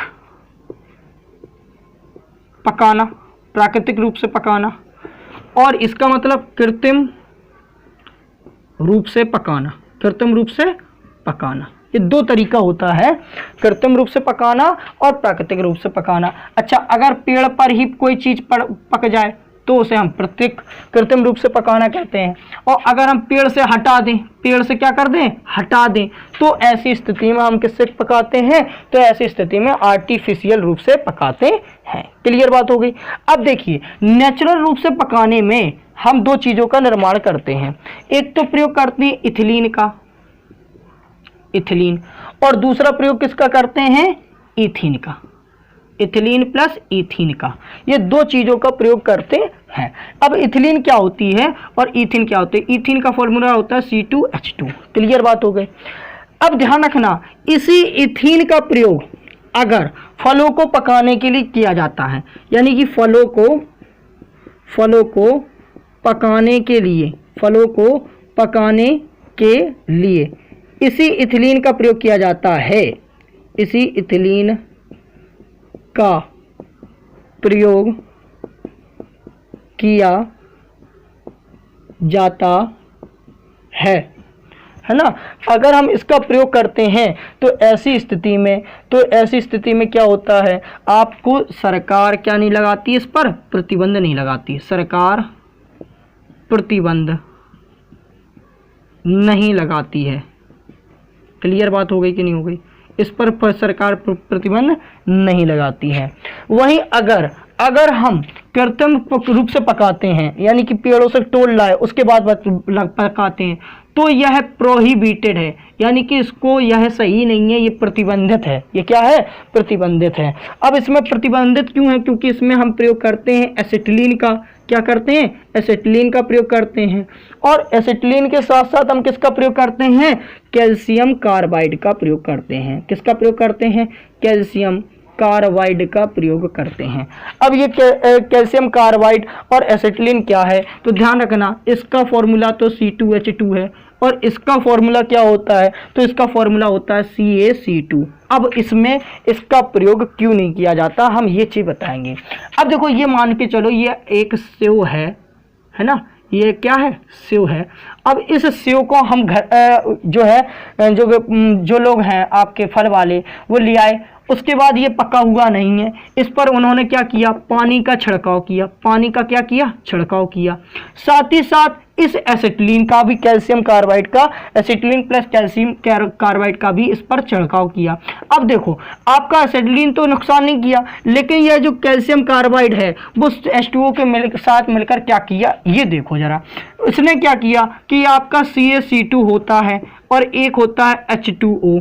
अब इसने इसके साथ रिएक्शन कर ली, जिससे ये क्या बन गया, एक तो बन गया C2H2, एक क्या बन गया, C2H2, जो कि एसिटिलीन है, कोई टेंशन की बात नहीं है, एसिटिलीन का हो, इथीन का हो, कोई टेंशन की बात। लेकिन दूसरा क्या बन गया, CaO, ये क्या है, कैल्शियम ऑक्साइड। और आप जानते हैं ये कैल्शियम ऑक्साइड क्या होता है, चूना।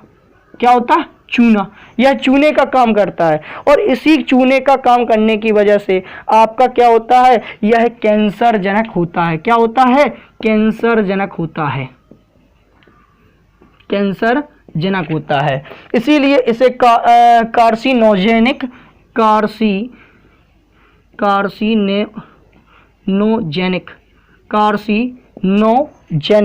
यानी कि कैंसर जनक कहा जाता है। क्लियर बात हो रही कि नहीं हो रही। चलिए आ जाइए, थोड़े से लाइव आ जाइए सब लोग यार, कोई भी लाइव नहीं दिख रहा आज तो। चलिए देखते हैं, इतनी बात समझ में आ गई। इसीलिए ये क्या होगा, कैंसर जनक होगा, है ना। अपनी क्लियर हो गया। और इस इथीन का प्रयोग किस में किया जाता है, ध्यान रखना, इसका प्रयोग किया, इस पॉलीमर का प्रयोग किया जाता है, इसके पॉलीमर का प्रयोग किया जाता है पॉलीथीन में। किस में किया जाता है, पॉलीथीन में। क्लियर बात हो गई कि नहीं हो गई। इसका प्रयोग किया जाता है पॉलीथीन में। चलिए आगे चलते हैं, आगे समझते हैं कुछ चीज़ें।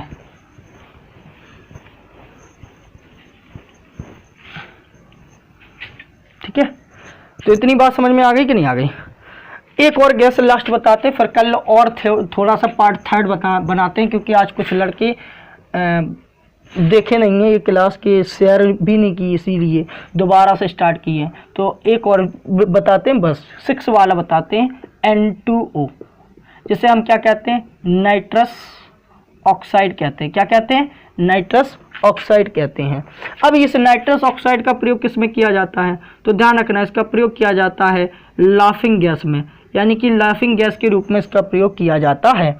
यानी कि यह किसका प्रयोग किया जाएगा, ये एनेस्थेसिया के रूप में प्रयोग किया जाएगा। किसके रूप में, एनेस्थेसिया के रूप में। मतलब एनेस्थेसिया क्या होता है, तो ध्यान रखना बेहोश करने की दवा के रूप में प्रयोग किया जाएगा। बेहोश करने की दवा के रूप में प्रयोग किया जाएगा, ठीक है ना, इसका प्रयोग किया जाएगा, आपका बेहोश करने के रूप में प्रयोग किया जाता है।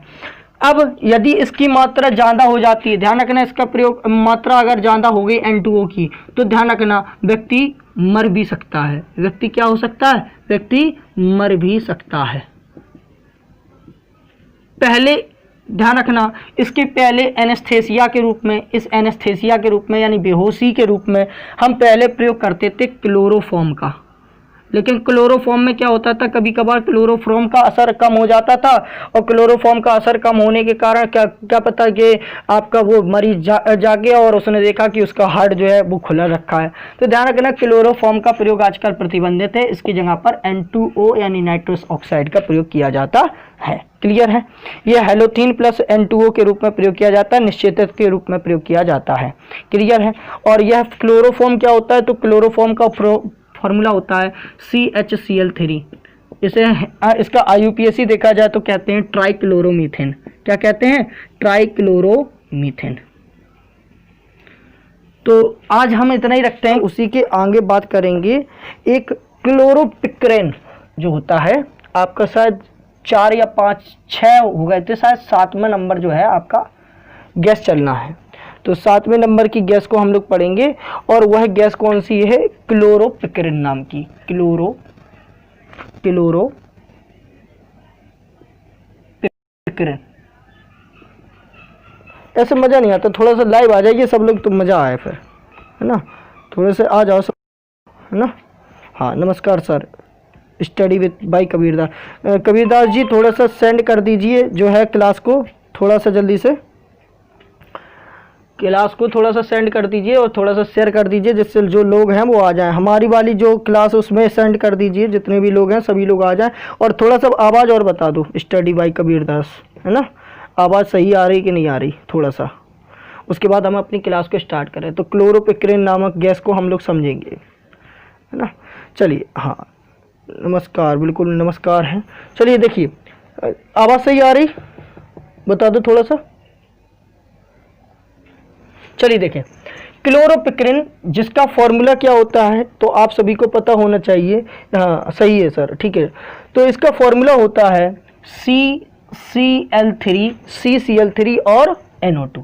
CCl3NO2 क्लोरोपिक्रेन का फॉर्मूला होता है CCl3NO2, यह इसका फॉर्मूला होता है। इसका प्रयोग किस में किया जाता है, तो यह एक टीयर गैस होती है। कौन सी गैस होती है, टीयर गैस, और इसे हम क्या कह सकते हैं, अश्रु गैस कहते हैं, है ना।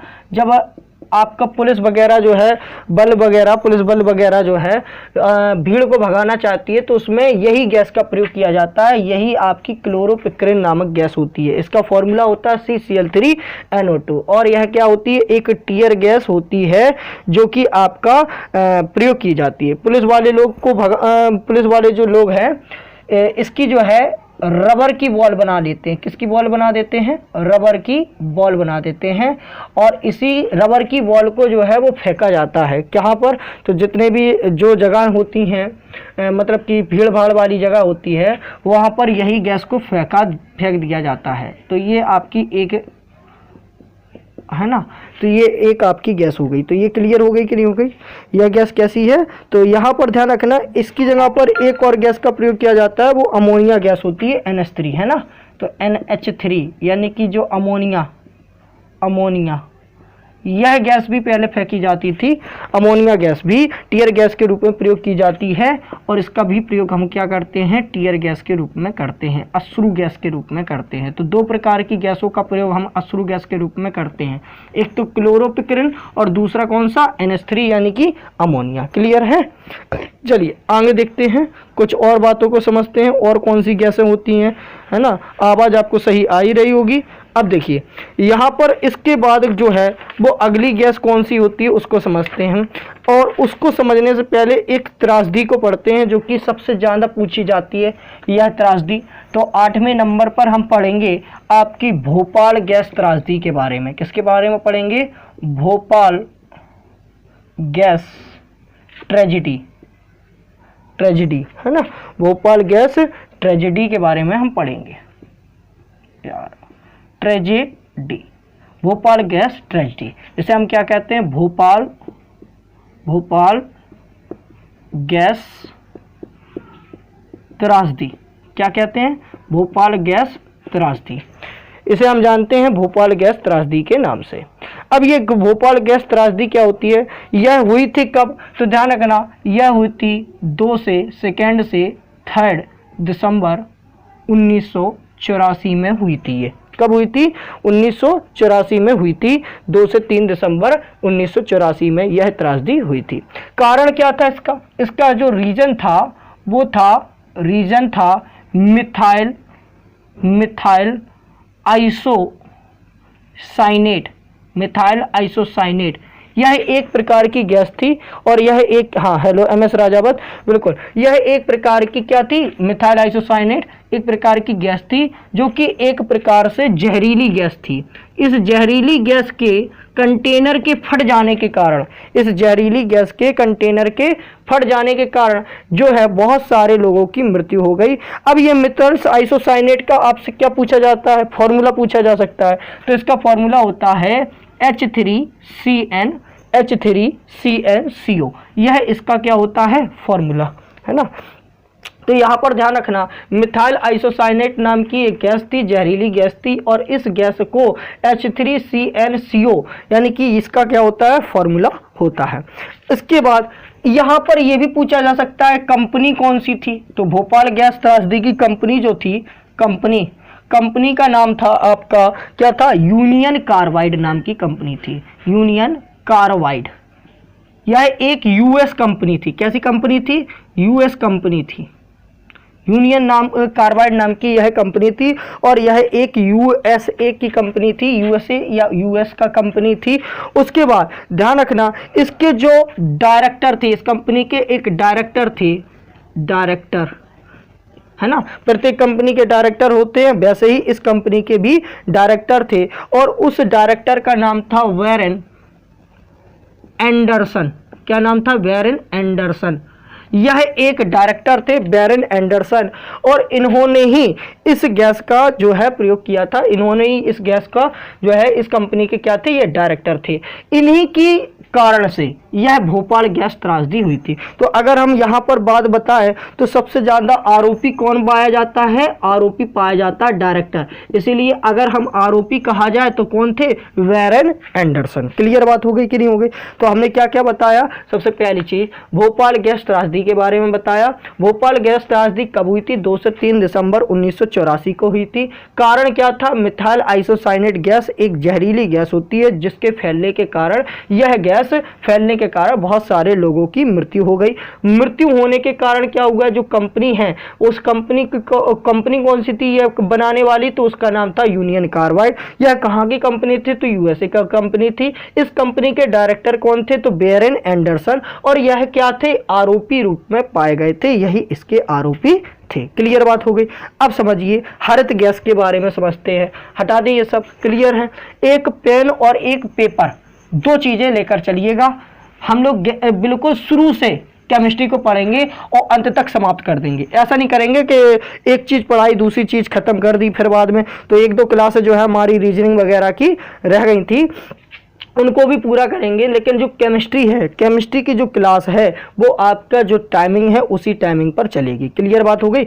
केमिस्ट्री में कोई दोहराई नहीं किया जाएगा, जहां से स्टार्ट की जा रही है पूरा समाप्त कर देंगे, फिर फिजिक्स उठाएंगे, फिजिक्स के बाद फिर केमिस्ट्री उठाएंगे, केमिस्ट्री के बाद फिर और अन्य चीज़ों को उठा लिया जाएगा। तो क्लियर है, बायो भी हम ही पढ़ाएंगे, साइंस क्लियर कर देंगे कुल मिलाकर। तो हम जो जानते हैं कि साइंस में आपको कोई डाउट नहीं होने देंगे, साइंस क्लियर हो जाएगी, मैथ आपकी हम क्लियर कर देंगे, पूरा मैथ भी हो जाएगी और रीजनिंग हो जाएगी, है ना। तो ये 3 तो क्लियर ही हो जाएंगे। और जो लोग जो हैं, हाँ, जो लोग जो हैं आपका वो इंग्लिश पढ़ना चाहते हैं तो इंग्लिश की भी क्लास को हम पूरा लाइव ले आएंगे। एक बार ये बता दीजिए, बोर्ड पर सब साफ दिखाई दे रहा कि नहीं दिखाई दे रहा? क्योंकि मेरे वाले मोबाइल में साफ नहीं दिखाई दे रहा, इसलिए थोड़ा सा बता दो एक लोग कोई भी। अब देखिए अगली चीज़ है नौमा। नौमा क्या है? हरित गैस। हरित गैस के बारे में पढ़ेंगे। किसके बारे में पढ़ेंगे? हरित गैस के बारे में पढ़ेंगे। इसे हम क्या कहते हैं? हरित गृह गैस पूरा नाम है इसका, हरित गृह गैस इसका पूरा नाम है। इसे हम इंग्लिश में कहते हैं ग्रीन हाउस गैस। क्या नाम देते हैं? Green house gas. अब देखिए इस ग्रीन हाउस गैस की बात करें तो इस ग्रीन हाउस गैस में कौन सी गैस आती है? तो सबसे पहली आती है वाटर वेपर। क्या आती है? वाटर वेपर, जैसे हम हिंदी में क्या कहते हैं? जल वाष्प कहते हैं। तो यहाँ पर ध्यान रखना, ग्रीन हाउस गैस के रूप में एक तो आपकी क्या आती है? जल वाष्प आती है। दूसरी क्या आती है? तो दूसरी आती है आपकी CO2 यानी कि कार्बन डाइऑक्साइड। कार्बन डाइऑक्साइड भी एक प्रकार की हरित गैस के रूप में जानी जाती है। तो क्वेश्चन पूछा जाता है कि बताइए निम्नलिखित में से कौन सी गैसें आपकी हरित गैसें हैं? तो ध्यान रखना 2 गैसें होती हैं, एक तो वाटर वेपर और दूसरा CO2। ध्यान रखना पृथ्वी के वातावरण में जो सबसे ज़्यादा पाई जाती है, सबसे ज़्यादा मात्रा में जो गैस पाई जाती है, हरित गैस पाई जाती है, वो है आपकी वाटर वेपर होती है, यानी जल वाष्प का जो है वो अधिक मात्रा में यह पाई जाती है। दूसरी बात, आपकी कार्बन डाइऑक्साइड कहाँ से आती है? ये भी पूछा जाता है। तो यहाँ पर ध्यान रखना, यह पृथ्वी में प्राकृतिक रूप से यानी कि नेचुरल रूप से पाई जाती है, यानी नेचुरल रूप से, प्राकृतिक रूप से यह वाटर वेपर हमारे पृथ्वी में हरित गैस के रूप में अधिकतर पाई जाती है। लेकिन ध्यान रखना CO2 जो होती है वो ह्यूमन एक्टिविटी यानी कि मानव की क्रियाओं के द्वारा अधिकतर होती है। जो मानव क्रियाएं करता है उन क्रियाओं के माध्यम से यह ज़्यादा उत्पादित होती है। क्लियर बात हो गई। अब कैसे उत्पादित होती है? तो ध्यान रखना, जो आपकी सीमेंट की इंडस्ट्री होती है, सीमेंट की इंडस्ट्री, जितनी भी सीमेंट की इंडस्ट्री है, यह सबसे ज़्यादा मात्रा में कार्बन डाइऑक्साइड निकालती हैं, सबसे ज़्यादा मात्रा में कार्बन डाइऑक्साइड निकालती है ना। और यहाँ पर क्वेश्चन ये भी पूछा जाता है कि कौन सा देश सबसे ज़्यादा मात्रा में कार्बन डाइऑक्साइड निकालता है? तो ध्यान रखना सबसे पहले आता है चाइना। चाइना जो है वो सबसे ज़्यादा मात्रा में कार्बन डाइऑक्साइड निकालने में आगे है। उसके बाद आता है आपका यूएसए दूसरे नंबर पर आता है सबसे ज़्यादा कार्बन डाइऑक्साइड निकालने में। और तीसरे नंबर पर आता है इंडिया जो होता है वो आपका तीसरे पर होता है कार्बन डाई गैसें क्या होती है? हमारी हरित गैसें होती है। दूसरी बात, पृथ्वी में नेचुरल रूप से कौन सी गैस सबसे ज़्यादा पाई जाती है? तो वाटर वेपर सबसे ज़्यादा पाई जाती है, सबसे ज़्यादा मात्रा में। दूसरी CO2 जो है वो हमारे मानव की क्रियाओं के द्वारा यानी ह्यूमन एक्टिविटी के द्वारा सबसे ज़्यादा आती हैं। दूसरी बात, यह सीमेंट इंडस्ट्री में सबसे ज़्यादा जो है, सीमेंट इंडस्ट्री जितनी भी होती हैं वह सबसे ज़्यादा निकालती हैं। और सबसे ज़्यादा मात्रा में कौन सा देश निकालता है? तो चाइना, दूसरे नंबर पर यूएसए और तीसरे नंबर पे इंडिया सीमेंट इंडस्ट्रियों को यानी CO2 को निकालता है। इतनी बात समझ में आ गई कि नहीं आ गई? इस तरीके से हमारी जितनी भी गैसें थी वो सब समाप्त हो गई। अब हम कुछ इंपॉर्टेंट फैक्ट बताएंगे, वो इंपॉर्टेंट फैक्ट क्या क्या हैं उनको समझेंगे, है ना। तो हमने अभी तक जितनी बातें समझी हैं, तो उतनी बातें तो हमने समझ ही ली। अब कुछ बातें और बताएंगे। अब देखो इसी में एक चीज़ और आती है, हटा दें ये सब। अब देखिए इसी में एक चीज और आती है, वो है आपका कार्बन क्रेडिट। क्या होती है कार्बन क्रेडिट? उसको जानेंगे। अब क्वेश्चन आता है कि बताइए कार्बन क्रेडिट किसे कहते हैं? कार्बन क्रेडिट किसे कहते हैं? तो हमसे ये पूछा जाएगा। तो ध्यान रखना, एक कार्बन क्रेडिट इसकी हिंदी भी यही होती है, ध्यान रखना, है ना। तो इसकी हिंदी भी यही होगी और इंग्लिश भी यही होती है। आप ये सोचो कि इसकी सर हिंदी बताएं तो हिंदी भी कार्बन क्रेडिट ऐसे ही लिख दिया जाएगा। क्लियर बात हो गई। बहुत सी साइंस की ऐसी चीज़ें होती हैं जिनकी इंग्लिश और हिंदी दोनों सेम होती है। क्लियर बात हो गई।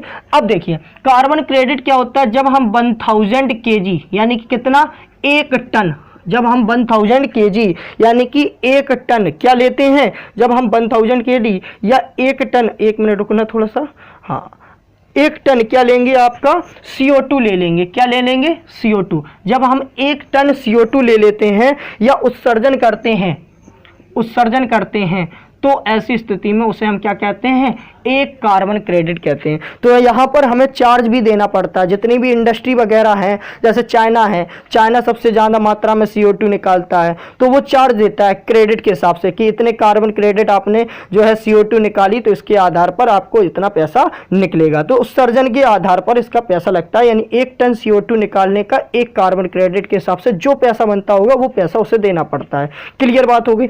अगला क्वेश्चन हम देखो, एक क्वेश्चन देते हैं, आप लोग बताइएगा और कमेंट कीजिएगा, है ना। अब देखिए क्वेश्चन हमने ये कहा कि बताइए धान के खेत में कौन सी गैस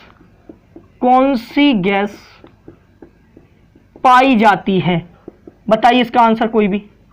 धान के खेत में कौन सी गैस पाई जाती है, धान के खेत में कौन सी गैस पाई जाती है, बताइए इसका आंसर कौन सा है। या धान के खेत में निकलने वाली कौन सी गैस है, ऐसा भी क्वेश्चन पूछा जा सकता है। तो बताइए कौन सा आंसर होगा, है ना। ऑप्शन दे रहे हैं हम, ब्यूटेन, पेंटेन, मीथेन और प्रोपेन। बताइए इसका आंसर, है ना। बताइए इसका आंसर क्या होगा।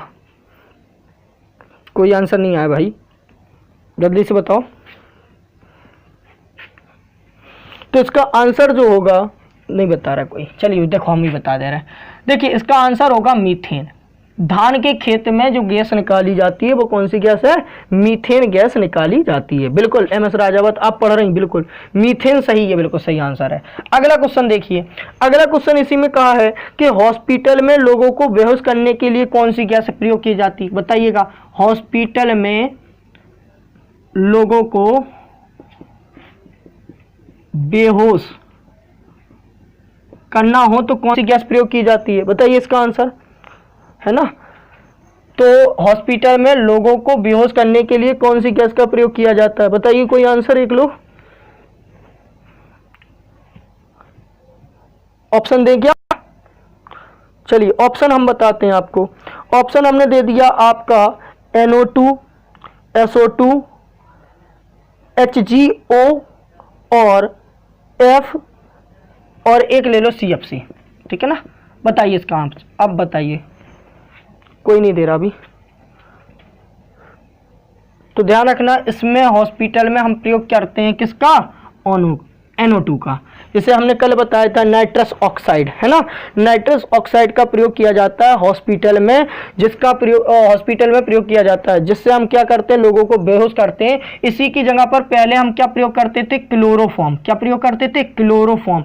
लेकिन इस क्लोरोफॉर्म में क्या होता था कि जो पेशेंट है वो पेशेंट कुछ समय के लिए तो क्या रहता है कि बेहोश में रहता है, लेकिन पता चला सर्जरी हो रही और क्लोरोफॉर्म की जो अवस्था है वो कम हो गई, यानी कि जो इसकी स्ट्रेंथ है वो कम हो गई। तो पता चला अब वो हार्ट बाहर निकला हुआ है और वो बेहोशी से बाहर निकला है। इसीलिए इस क्लोरोफॉर्म का प्रयोग करना आजकल हॉस्पिटल में नहीं किया जाता है बेहोशी के लिए। क्लियर बात हो गई। अगला बताइएगा, एक हम बात बताएंगे, अगली क्या है, जैसे CFC होती है, आपको पता होगा CFC क्वेश्चन पूछा जाता है बहुत ज़्यादा। CFC का फुल फॉर्म क्या है, तो जानते होंगे आप लोग, क्लोरोफ्लोरोकार्बन। क्या होता है CFC का फुल फॉर्म, क्लोरोफ्लोरोकार्बन होता है। अच्छा, इसका ब्रांड नेम कोई बता सकता है, ब्रांड का नेम, ब्रांड नेम क्या होता है इसका। प्रत्येक कोई ना कोई रसायन का एक ब्रांड नेम होता है, तो इसका अगर ब्रांड नेम पूछ लिया, बताइए कि क्लोरोफ्लोरोकार्बन का ब्रांड नेम बताइए, तो आप क्या देंगे आंसर, बताइए कोई ऑप्शन दीजिए। है ना, तो नहीं पता होगा किसी को। अब ध्यान रखना, इसे हम क्या कहते हैं, इसे हम ब्रांड नेम फ्रियोन गैस के नाम से जानते हैं। इसका ब्रांड नेम है फ्रियोन गैस। क्लियर बात है। अगला देखिए, इसको रिप्लेस्ड कर दिया है, इसको क्या कर दिया है, रिप्लेस्ड कर दिया है किसके द्वारा, अमोनिया से। पहले इसका प्रयोग किया जाता था CFC का, लेकिन अब इसको रिप्लेस कर दिया और क्या रख दिया, अमोनिया, यानी कि NH3 रख दिया, अमोनिया। ठीक है ना, इसको रिप्लेस करके अब पहले इसका प्रयोग किया जाता था लेकिन अब इसका प्रयोग नहीं किया जाता है। और दूसरा क्या प्रयोग किया जाना, तो ध्यान रखना, हाइड्रोफ्लोरोकार्बन, इसका भी प्रयोग अधिकतर किया जाने लगा। तो इसका फुल फॉर्म याद रख लेना, हाइड्रोफ्लोरोकार्बन, इसका भी प्रयोग किया जाता है। तो हमने क्या बताया, अभी तक क्लोरोफ्लोरोकार्बन का प्रयोग किया जाता था, लेकिन अब किसका प्रयोग किया जाना है, अब इसको रिप्लेस करके अमोनिया का और हाइड्रोफ्लोरोकार्बन यानी HFC का प्रयोग किया जाने लगा है। क्लियर बात हो गई कि नहीं हो गई। अगला देखो, HFC क्या, हाइड्रोफ्लोरोकार्बन है। इसका ब्रांड नेम ध्यान रखना, इसका ब्रांड नेम क्या होता है, ब्रांड नेम, ब्रांड नेम होता है आपका R22। क्या होता है, R22, इसका नाम ब्रांड नेम है। इसी R22 नाम से यह खरीदा और बेचा जाता है। अगर आप कहोगे कि आप बताए R22 दे दीजिए, तो खरीदा एवं बेचा जाता है, तो वो क्या दे देगा, हाइड्रोफ्लोरोकार्बन दे देगा।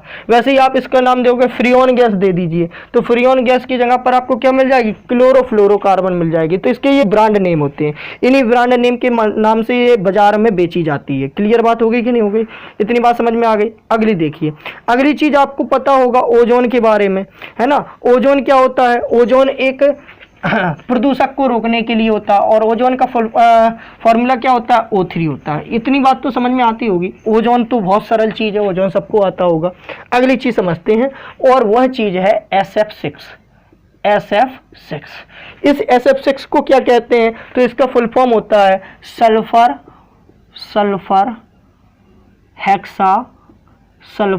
हेक्सा और क्या होगा, फ्लोराइड, सल्फर हेक्सा फ्लोराइड, यह इसका फुल फॉर्म होगा, सल्फर हेक्सा फ्लोराइड। यह क्या होता है, यह हीट को एब्जॉर्ब करने के लिए प्रयोग किया जाता है। तो इसका प्रयोग किसके लिए होता है, हीट को एब्जॉर्ब करने के लिए, हीट को एब्जॉर्ब करने के लिए हम किसका प्रयोग करते हैं, SF6 का प्रयोग करते हैं। जैसे मान के चलो हमें कोई चीज़ हीट पकड़ गई और उसको हमें ठंडा करना है, तो उसके लिए हम किसका प्रयोग करेंगे, SF6 का प्रयोग करेंगे। यह इंसुलेटर के रूप में इंडस्ट्री में प्रयोग किया जाता है। किसके रूप में, इंसुलेटर के रूप में, यह इंसुलेटर के रूप में इंडस्ट्री में प्रयोग किया जाता है, इंडस्ट्री में प्रयोग किया जाता है। क्लियर बात हो गई।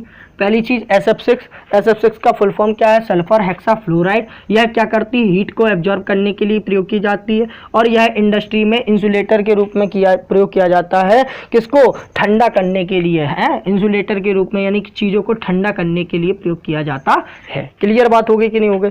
अच्छा, एक बंद वातावरण में जो सूर्य का तापमान है को रोक कर रखने वाला जो है वो क्या होता है, तो देखिए एक और अगली चीज, तो SF6 क्लियर हो गई होगी आपको। SF6 क्या करता है, किसी भी हीट को एब्जॉर्ब करने के लिए प्रयोग किया जाता है, और वो भी किसमें, इंडस्ट्री में। अगली बात देखिए, अगली चीज समझिएगा।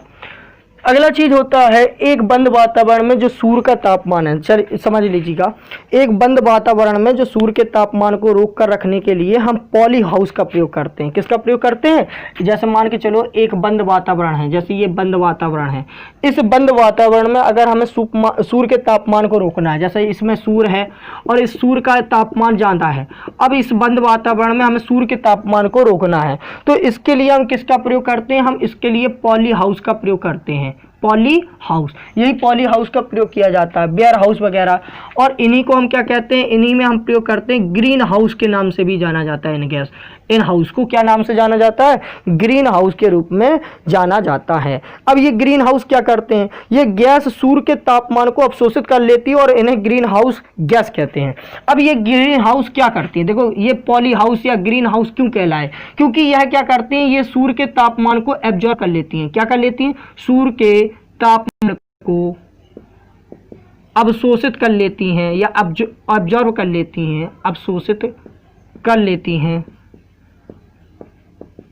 अवशोषित कर लेती हैं। तो जैसे मान के चलो ये बंद कमरा है, इस बंद कमरे में सूर्य का तापमान अधिक जाता है और आपको सूर्य का तापमान नहीं चाहिए, तो ऐसी स्थिति में पॉली हाउस का प्रयोग करते हैं या ग्रीन हाउस का प्रयोग करते हैं। इस ग्रीन हाउस में हम कौन सी गैस का प्रयोग करते हैं? तो ग्रीन हाउस गैस का प्रयोग करते हैं, इसीलिए इसे हम क्या कहते हैं? ग्रीन हाउस कहते हैं, है ना, गैस का प्रयोग करते हैं। ग्रीन हाउस में हम किसका प्रयोग करेंगे? Green house gas. और अभी हाल हम पढ़ के आ रहा है ग्रीन हाउस गैस से कौन कौन सी होती है? दो होती हैं। कौन कौन सी होती है? तो एक तो होता है आपका वाटर वेपर, यानी कि जो वाटर का वेपर होता है वो, और दूसरा क्या होता है? दूसरा होता है कार्बन डाइऑक्साइड, इसका प्रयोग किया जाता है।